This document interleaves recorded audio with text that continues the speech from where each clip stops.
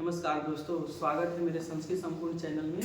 आज हम लोग समास का दूसरा भाग देखेंगे। पिछली कक्षा में समास का सामान्य परिचय पढ़े थे लोग और आज इसके आगे वाले पहले समास के बारे में पढ़ेंगे लोग।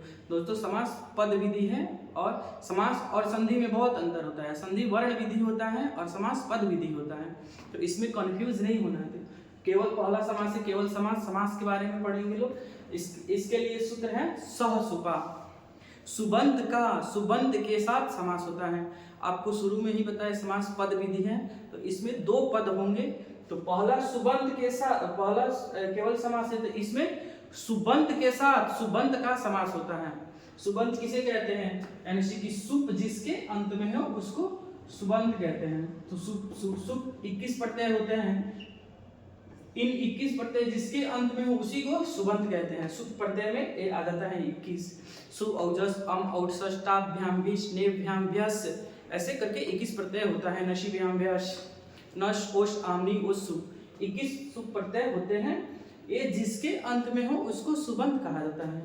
तो पहला सूत्र है सहसुपा, यानी कि सुबंत का सुबंत के साथ समास होता है केवल समास में।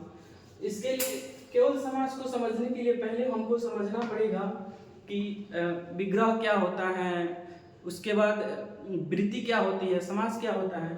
तो जो हमारी 5 वृत्ति है उसी में हमारा एक समास दिया जाता है। 5 वृत्ति को कौन कौन से हैं? कृत, तद्धित, समास, एकशिष्ट और सनाद्यंता। इन पांचों को वृत्ति कहा जाता है। उसी वृत्ति में एक हमारा समास दिया जाता है, समास। उसके बाद समास में तो विग्रह होता है। तो अब विग्रह किसे कहते हैं? तो सबसे पहले विग्रह हमारा 2 प्रकार का होता है। विग्रह 2 प्रकार का होता है, एक लौकिक विग्रह, दूसरा का अलौकिक विग्रह। अब लौकिक विग्रह किसे कहते हैं?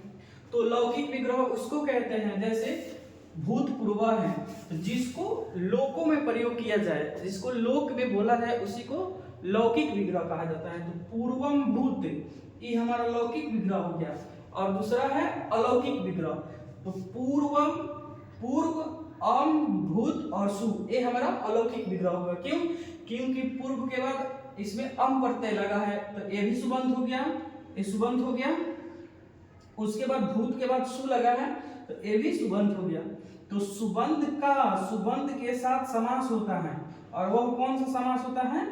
केवल समास होता है। यह केवल समास का उदाहरण है भूतपूर्व। दोस्तों, वृत्ति उसको कहते हैं, विग्रह उसको कहते हैं जो वृत्ति के अर्थ का बोध कराता है।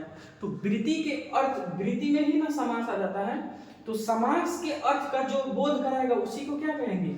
विग्रह कहेंगे। और विग्रह 2 प्रकार का होता है, एक होता है लौकिक विग्रह, दूसरा का होता है अलौकिक विग्रह।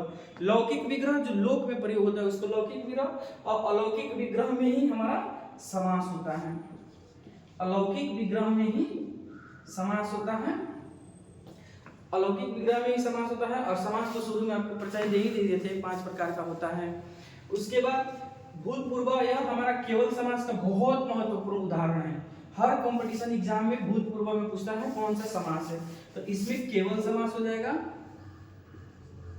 उसके बाद एक और उदाहरण मिलता है केवल समास का, वाग अर्था विवा। वाग अर्था विवा, ये दोनों हमारे वाग अर्था विवा, वाग अर्था और भूतपूर्व, ये हमारे 2 केवल समास के बहुत महत्वपूर्ण उदाहरण हैं। और आज तक केवल समास में बस 2 ही उदाहरण देखने को मिलते हैं। इसके बाद अगले अव्ययी भाव में हम लोग अव्ययी भाव समास का उदाहरण पढ़ेंगे लोग इसके अगले कक्षा में। नमस्कार।